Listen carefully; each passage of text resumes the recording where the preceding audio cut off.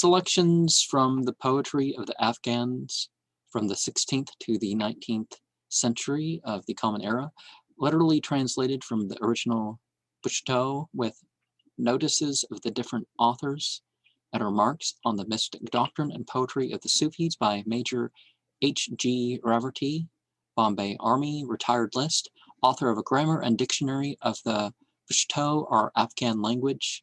The Gulshan-e-Roh are selections prose and poetical, and the Pashto are the Afghan language.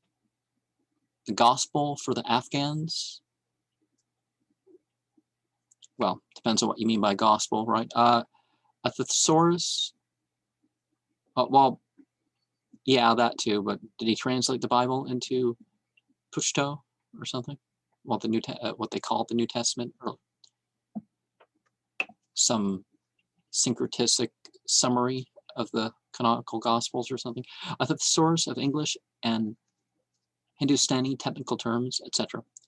Full many a gem of purest ray serene the dark unfathomed caves of ocean bear. Full many a flower is born to blush unseen and waste its sweetness on the desert air. And 1867. To the reader, during my lengthened researches in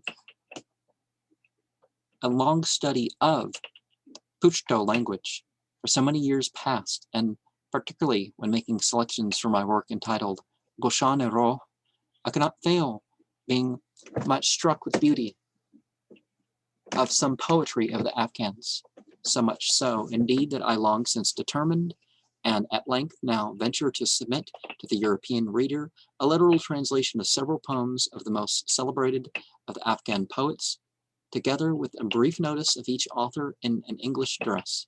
It must be remembered that these poems are the infusions of men who never enjoyed any of what we call the luxuries of life, yet how refined are the generality of their sentiments, of men who lived in a state such as our own borderers lived in 500 years ago, in violence and strife, whose descendants live so still. Yet how exquisitely pathetic are many of their poems, and how high-souled and benevolent their sentiments and ideas.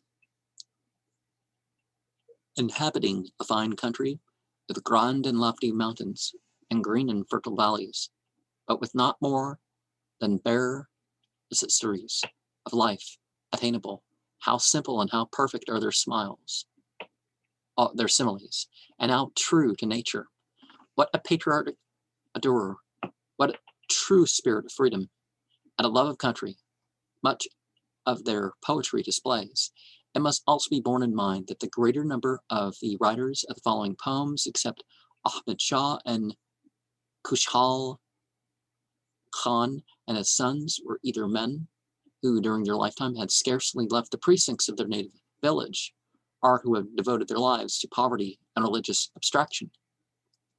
Men who never wrote for fame and who never contemplated the inmost thoughts which had occupied their hearts, would ever meet the eyes of more than a few dear and admiring friends, after they had themselves passed from the scene forever.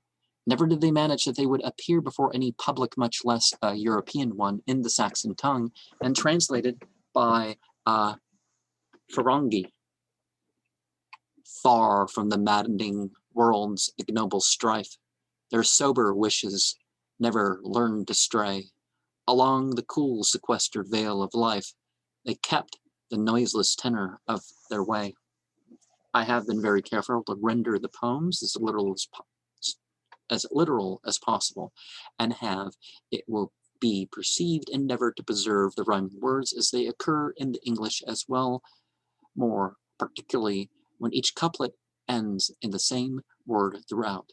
It will, no doubt, be observed that the two nominatives sometimes occur, one in each line of a couplet, which is occasioned by the first hemistich of the couplets being put first, where we should, if we considered the English idiom only, put it last. This may cause a seeming quaintness in the translation, but I considered it necessary to follow the original as near as possible in order to observe the literal style I had from the outset adopted. The reader should also understand that Afghan books exist only in manuscript, as was the case in Europe before the invention of printing, and the following poems have been translated from such. Copies of the works of some of the authors herein contained are rare and seldom to be met with, even in Afghanistan, such as the poems of Ahmed Shah, Khwaja Muhammad, and except in the Peshawar district, Kushal Khan and his sons, whilst the original manuscripts of Shahidah's poems, as they were first collected and arranged into a volume and richly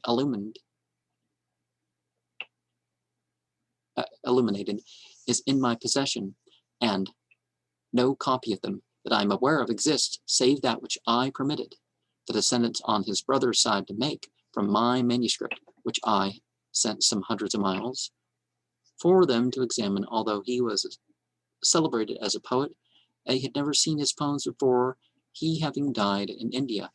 Greater variety will be noticed in the poems of Kushal Khan than in those of the other Afghan poets contained in this volume, for, like the poets of the West, no subject seems to have been foreign to him, and amongst other things, he does not spare the failings of his own countrymen, as he found them 2 centuries since, and probably he will on this account be the favorite with the general reader.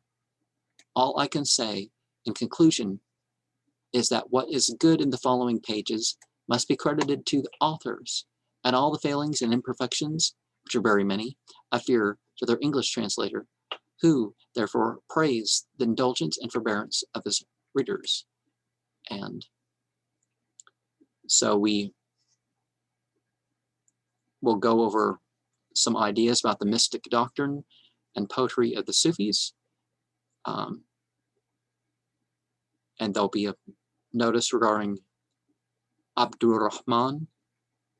And then we have Mirza Khan Ansari, Abd ul Hamid, Kushal Khan, Qatar, Ashraf Khan, Qatar, Abdul Qadir Khan, Qatar, Ahmed Shah, Abdali, Kazim Khan, surnamed Shahidah, Khwaja Muhammad, Bangash,